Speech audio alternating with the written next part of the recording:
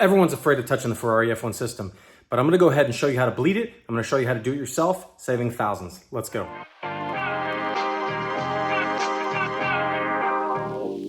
If you guys saw the last video, I went ahead and installed a challenge Stradale TCU in this 360 Modena. We're gonna bleed the F1 system so that we can get all the air bubbles out of it and also swap the fluid and then also clean out, there's an F1 filter, or there should be in this one. After we go ahead and bleed everything and everything's good, we're gonna go ahead and do a relearn on the transmission for the shifter. Once we've got it on ramps, we'll go ahead and basically take the under tray off. I would probably also take off the rear bumper because we're kind of prepping in advance for the exhaust as well. Plus it's gonna make it easier for me to get to the actuator there in the back and everything. Let's go ahead and jump on this. Let's get started.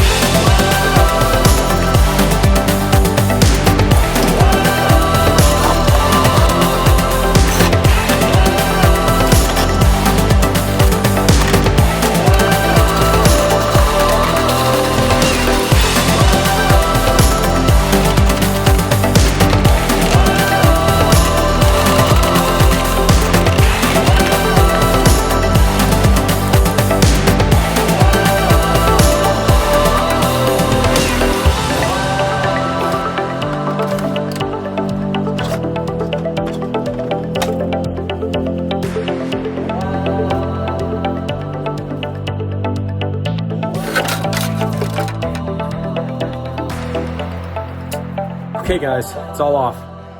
It is hotter than hell outside. It is about, I don't know, it's probably well over 100 degrees out, but as you can see here, rear bumper's off. We have a GTE F1 power shift actuator. One thing I did notice, I'm gonna have to do a little bit more work than I thought maybe. We've got some leaks here. As you can see here, looks like it's leaking off the actuator. It's probably these crush washers is my guess, but I don't know that for sure. I really need to get this out of here and take off this heat shielding and the bracket and everything to get access to the whole actuator here to take a look. But this is now something that we can get access to. From our service, you can see we cleaned up the oil pan, engine mounts, headers, cylinder heads, gearbox, everything. That still stayed clean. I don't see any oil or anything wet, which is very reassuring that what we just did for the time belt and major service was spot on basically, and that everything's good to go. Okay, so when you swap a TCU, yes, physically swapping the TCU is a straightforward process. However, that's not all you need to do. You actually need to go ahead and transfer over some information from the old TCU. Now, if you have a 99 to 2000, you're gonna have a heck of a time trying to get that information out of the TCU. Fortunately, on my end, I have some numbers I can reference because when I got the car, long story short, it ended up at a shop and they took a snapshot basically of what the clutch life was, the leakage for the solenoids, basically all that information that you want to know. So I had a reference point, and I haven't put hardly any miles on this car, so it's probably safe to say that those values haven't really changed much. Getting those will be kind of a pain in the butt if you don't have access to do it. So that's one thing. Now let me show you where that information gets transferred over on this scan tool. So in here, you've got clutch configuration, point of initial slippage, clutch bleeding actuator, engagement selection bleeding. Really what we're concerned about right now is the PIS right here and the clutch configuration, which is like the clutch wear index, more or less. So point of initial slip, if you come in here, it's got a disclaimer, 4295. This is the default value on the Challenge Stradale TCUs from what I understand, okay guys? If I'm wrong, somebody throw it in the comments there, please correct me, but I'm pretty sure this is the default value. So if you go back, you also have clutch configuration. This is gonna be where the percentage wear, or the wear indicator basically of how much clutch life is left, okay? So come through here and press okay. The current value is 20.162. Now the wild thing is, I didn't write that value in here at all. I have a raw value from a snapshot, like I mentioned, that came from another shop when I first got this car, okay? So if I come in here and look, and I go to, let me show you guys here.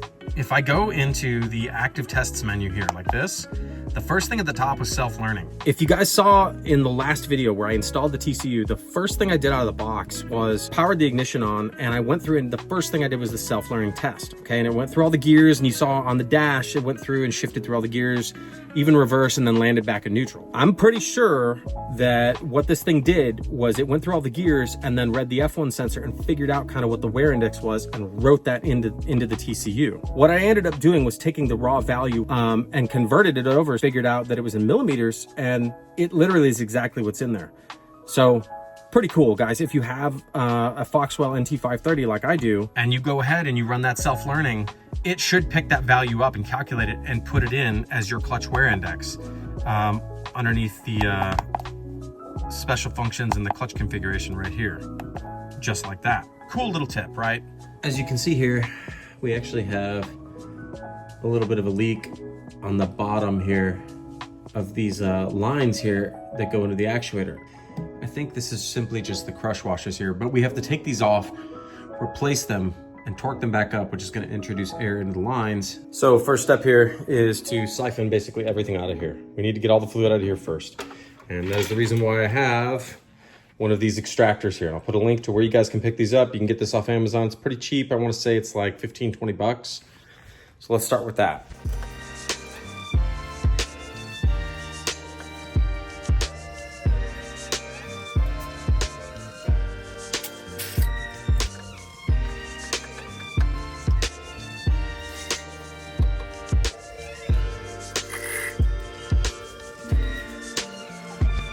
So what you want to do is right here, there is, as you can see, a connector, which is connected right here, which actually you can disconnect. That's the pump, that's the F1 pump. So when you open the door, that's what basically sends power to the pump itself, primes the system and everything. So I would highly suggest disconnecting that first. All right, for the F1 lines here, this is obviously not going to be everybody's case. They're not always going to have leaking lines, but I'm going to replace these crush washers.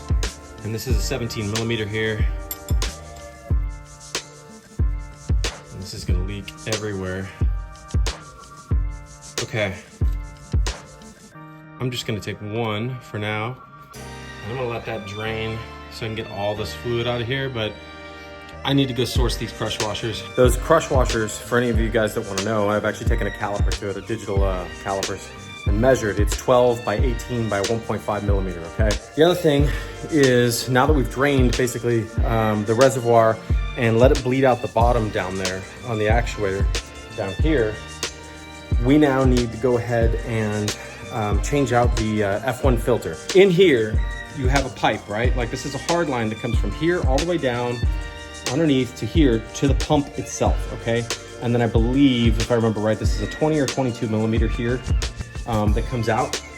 It is spring loaded, so you want to make sure that when you take it out, it doesn't shoot out and you lose any of the stuff. But inside the spring that's in there, is a little $12 basket filter. Usually there are metal particles in there and they get clogged up pretty good. So it is something you guys should absolutely look at. I don't know that I would recommend really trying to clean it out. I don't know how effective that'll really be. The filter's pretty cheap, but the problem is like getting a hold of it. Like I mentioned in my previous video, I had to actually find one around town. I mentioned Ferrari was basically on break or holiday or whatever in the month of August, I think it is. And you can submit orders to the factory, but like they're not going to be there to fulfill them and then be able to ship them to whoever you ordered it through. So what I recommend here is when you take these hydraulic, like this hard line off, don't use an adjustable wrench. Use something like, this is a 13 millimeter, okay? And this is just a no-name brand, but this one served me well over the years, okay?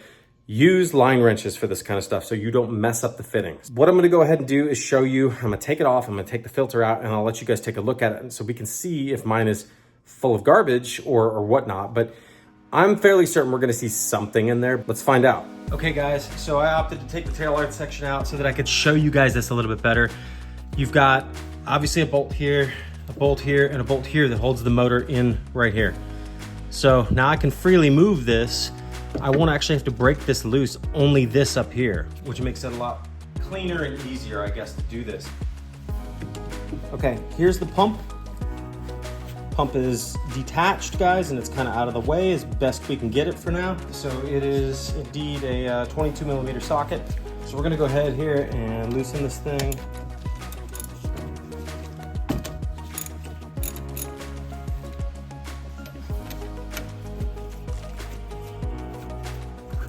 Okay, there it is. So here's the fitting, guys. Here's the spring. So here's what it looks like. So here is the fitting that came out, and this is the spring and filter assembly that comes out behind it. So for example, this right here is the filter element. Oh yeah, there's definitely stuff in there. Let me see if I can get this light here to show y'all. Take a look at that in there. Hopefully the camera is picking this up. Guys, you can kind of see it's nasty. There's definitely junk in this filter. This is the new one, 213111. This is the old one we just pulled out. It's dirty. Let's take this and we will just stick this right in here. And it will go back in just like this, like so. Put in our spring with our filter.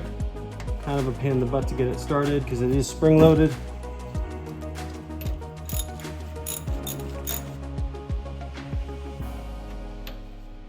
Put our pump back into place here. Let's screw this hard line back in. We're not gonna tighten it all the way down yet because I still need to make sure the pump moves enough that I can bolt it back onto the mounting plate.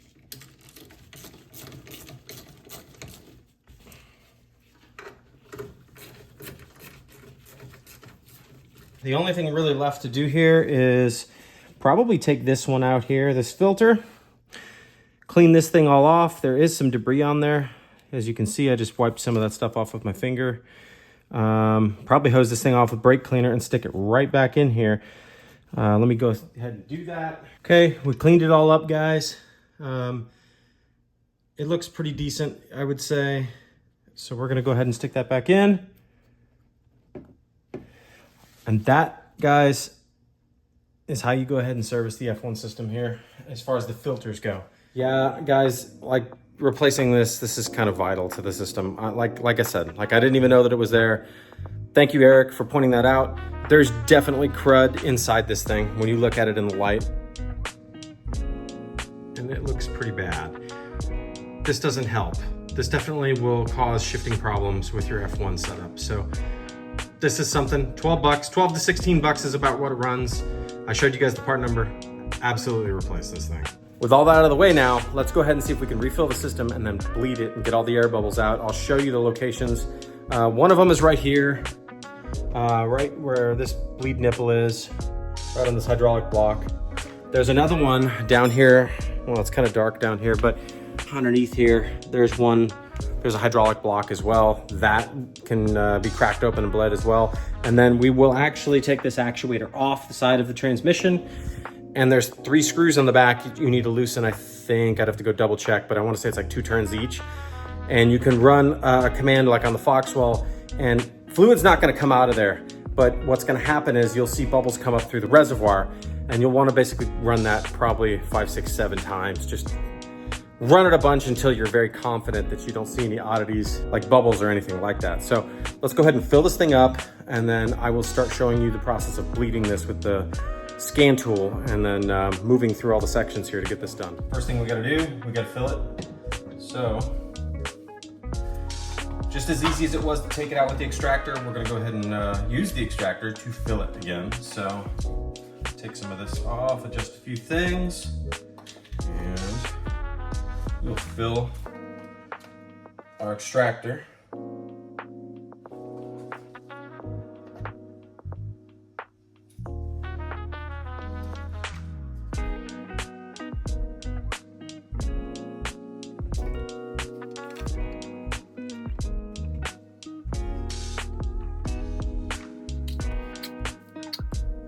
Let that sit for a second, see if any more drains down into the reservoir, and we'll try to fill it up again here if we need to in just a second. What we have here is we have a bottle hooked up, okay? It's gonna catch basically fluid that comes out of here. We don't want it recycled back into here yet, okay?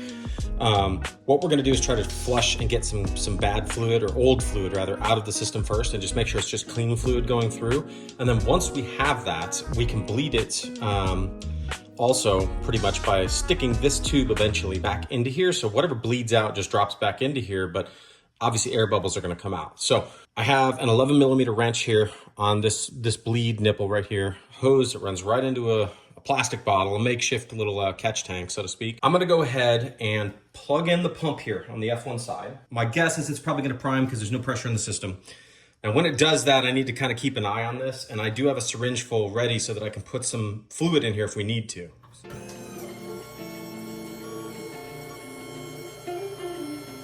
Okay, that seems okay so far. It primed. We're gonna do the number 3 under special functions here. I don't know if we can see this or not, but this is clutch bleeding actuator. We're gonna start with that. And there we go. You can see here, we're filling it.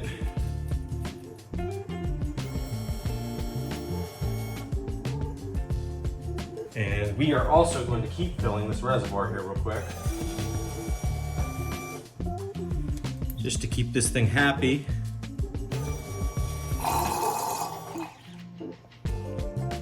After it cycles through a few times, it'll basically say procedure complete right here. So we're gonna tighten it up. That's pretty much it for bleeding this part. Now, the fluid we got out, let me see if I can take this off without making a mess here. All right, so this is what we got out. It doesn't look too terrible, guys. However, we're swapping it out. There is some stuff on the top layer, it looks like. And maybe it's just cloudy or frothed up, but I'm gonna go ahead and dump this real quick, and we're gonna go ahead and bleed this a couple more times and make sure this stays full, and then we will move on down below, and we will actually go ahead and crack open the hydraulic block on the side of the transmission, and we will also deal with taking off the actuator as well. Normally when you have that overflow bottle hooked up to the bleed nipple, you want to have a little bit of fluid in the bottom so that whenever the pump stops pumping, it's not sucking air back in, it's submerged within fluid, right? And ultimately a few cycles of the pump pushing fluid out into the overflow bottle will basically eliminate the air in the line, and then at that point you shouldn't have to worry about air coming back up through the line getting in there. Just remember that you might want to put a little bit in the bottle. I didn't do it only because I knew it was going to push out fluid, and that ultimately we were going to be bleeding a whole bunch of other parts of the system. So probably a good idea to go ahead and do this bleed process here, where you bleed the top one. I would say do it at least 2 times, 2-3 times. Move on to the next one, do it at least 2-3 times, something like that. And the actuator itself, you may have to go like 5-6 or so times just to kind of ensure like 1000% that everything is perfect. We've got our bleed line hooked up. We've got a little catch tank here, and we have a 13mm wrench. We're gonna go ahead and crack this thing loose. And then I'm gonna start the bleed process on the scan tool. Okay, that is cracked loose.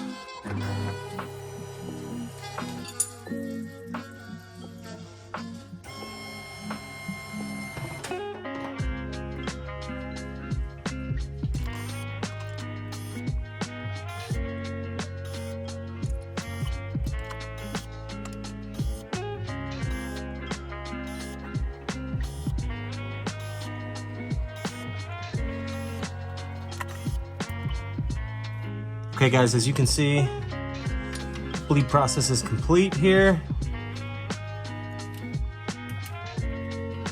We have this tightened up. Careful tightening this up, guys. If you have the original one, it's easy to crack that thing or make hairline cracks here and then have to swap the whole thing out and bleed it all over again. So just keep that in mind. We've got quite a bit of fluid that came out, so we're gonna go ahead and do this a couple more times, and then we're gonna move on to the actuator right back this way.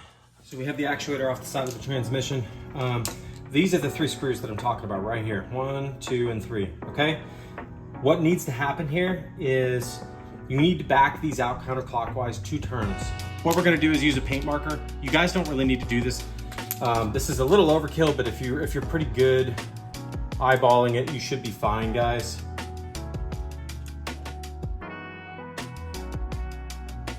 Okay, so that's exactly 2 turns counterclockwise on all of them. So now we're gonna go ahead and start the engagement selection bleeding procedure. Guys, if you have the fluid up to about here, I highly suggest probably bringing it down to at least the midway point right about here. Because what's gonna happen is if you don't, it's gonna overflow. So just be aware of that. If you don't have something set up here to catch fluid, you're gonna have a mess all over the floor. So just FYI. Okay, so here's what it looks like, guys. This is what I'm talking about when it gets really, really close to the top when you try to bleed this and you run this engagement selection bleeding. So check this out. We're gonna run this again.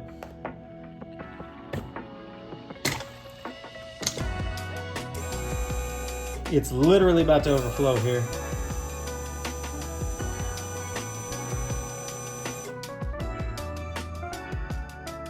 And this will take a little bit of time, but eventually it will suck back down.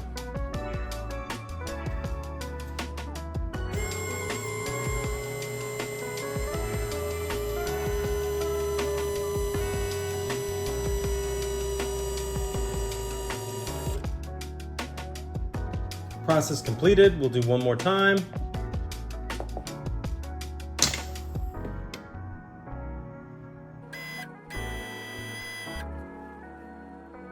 All right, guys, I think this might be the final one. This will be about the 5th or 6th time we've run this. I haven't seen anything change in here.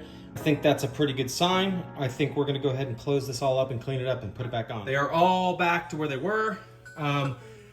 You're only really backing them off a starting position, guys, so you may not actually need this paint here, but if you're really anal about it, you know, I get it. Go ahead and mark it just so you can be precise. These are all supposed to be lined up when the car's in neutral, okay? So this is backwards when it was trying to bleed these out. So what you can do is in the scan tool, you can actually set it and tell it to go ahead and be in neutral. We're about to do that. So,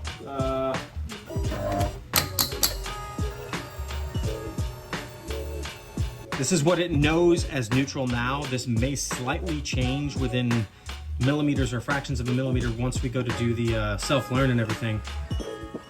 But we needed to be able to fit back on the gearbox. So we had to throw this thing in neutral by commanding it or forcing it into neutral. So we did. We're gonna go ahead and clean all this up and put this all back on the gearbox here. Okay, also for the last thing we need to do here, we need to go ahead and do a self-calibration or self-learn. Let me show you here real quick on the Foxwell where that's at. Obviously we want second version here, number 6. We come in here, it communicates with the TCU, and we wanna go to active test, okay? And self-learning, the very first one. So we go in here, and yes, we wanna clear it. If we press F1, it'll start it. So we're gonna start it, and you'll be able to hear the actuator going through the gears. The indicator right there, it's in neutral, will change through all the gears basically. So let's start here real quick.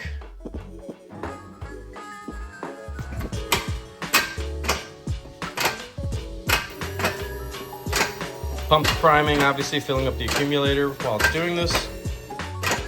And then you can see here,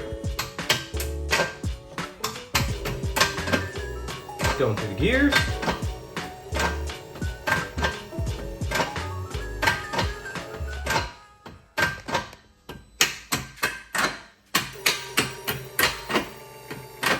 It's in 6th gear now. And it should eventually land in neutral here.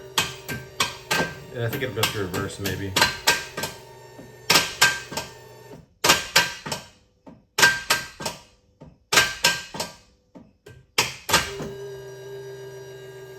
And I believe that is it.